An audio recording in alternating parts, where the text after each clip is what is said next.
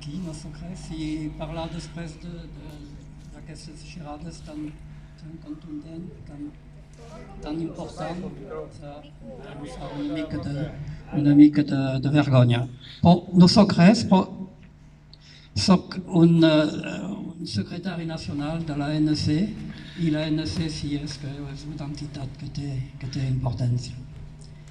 I doncs aquest matí, llegint la xarxa de Telegram de la meva assemblea, he vist un escrit, un text que m'ha semblat interessant, que és un petit anècdota. L'ha escrit un tal Adrià Alsina, que és un doctor en comunicació i també un secretari nacional de l'ANC. I doncs ara us la llegiré. Penso que pot ser interessant a poques setmanes de la diada i a poques setmanes de la commemoració de l'1 d'octubre també. Vet aquí.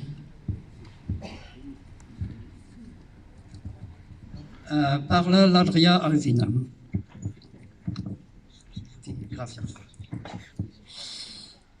Han rebut una visita de la policia. Millor passar a veure com es troben. Eren les 2 de la matinada de la vigília de l'1 d'octubre i la meva feina era passar per diversos col·legis per anotar i informar d'incidències. Quan vaig rebre aquest missatge pel walkie-talkie, vaig deixar ràpidament el col·legi on era i vaig agafar la moto per arribar ràpid. M'havien avisat perquè els Mossos havien aparegut en un petit col·legi d'un barri prop de la Meridiana de Barcelona i tenien por que haguessin intimidat els pocs valents que estaven passant-hi la nit. Quan vaig arribar-hi, em vaig trobar 4 nois i una noia amb sacs de dormir.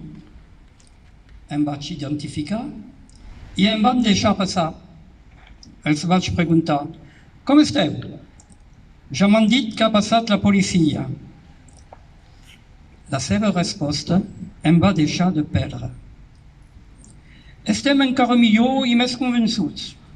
Els Mossos han passat, però es nota que no les tenen totes perquè pugui passar demà.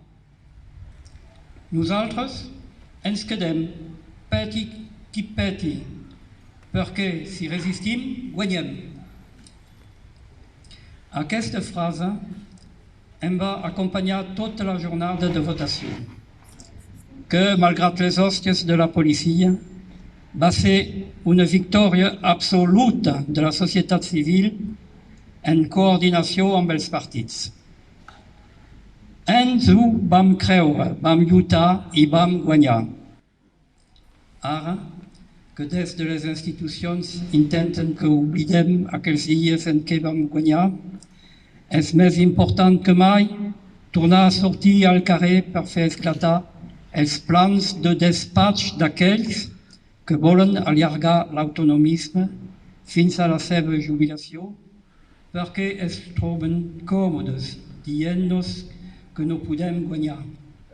I tant que podem guanyar. I la lluita comença aquest 11 de setembre a la plaça Urquinaona de Barcelona. Ens hi veiem. Moltes gràcies.